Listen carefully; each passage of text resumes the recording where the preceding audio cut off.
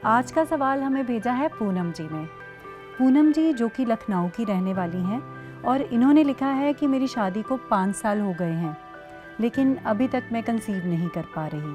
हम बहुत सारे डॉक्टर से अपना ट्रीटमेंट ले चुके हैं, लेकिन हमें कोई भी रिज़ल्ट नहीं मिल रहा। मेरी और मेरे हस्बैंड की सभी टेस्ट रिपोर्ट्स भी नॉर्मल आती हैं, फिर भी मैं कंसीव नहीं कर पा रही। हम एक बार IVF भी करवा चुके हैं, लेकिन उसमें भी कोई सक्सेस नहीं मिली।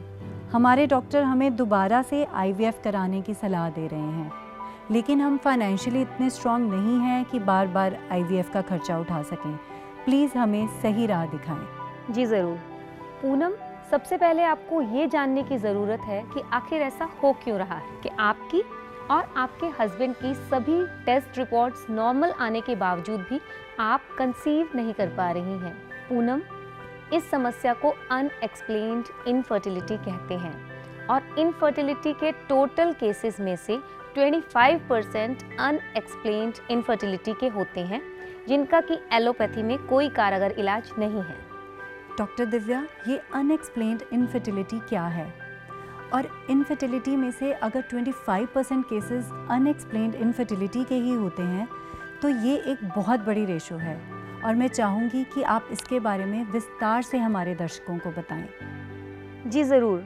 देखिए, हमारी बॉडी में 3 तरह के दोष होते हैं: कफ, पित्त और वात। जब इन दोषों में से कोई भी दोष इम्बैलेंस हो जाता है तो कई तरह की समस्याएं उत्पन्न हो जाती हैं और अनएक्सप्लेन्ड इनफर्टिलिटी भी इनमें से ही एक है।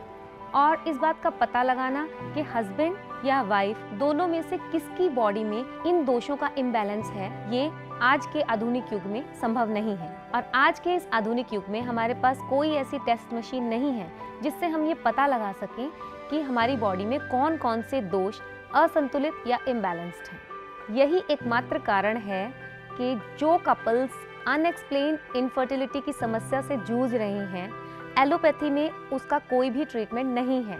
लेकिन पूनम जी, आपको घबराने की बिल्कुल भी ज़रूरत नहीं है, क्योंकि आयुर्वेद में अनएक्सप्लेन्ड इनफर्टिलिटी का ट्रीटमेंट संभव है।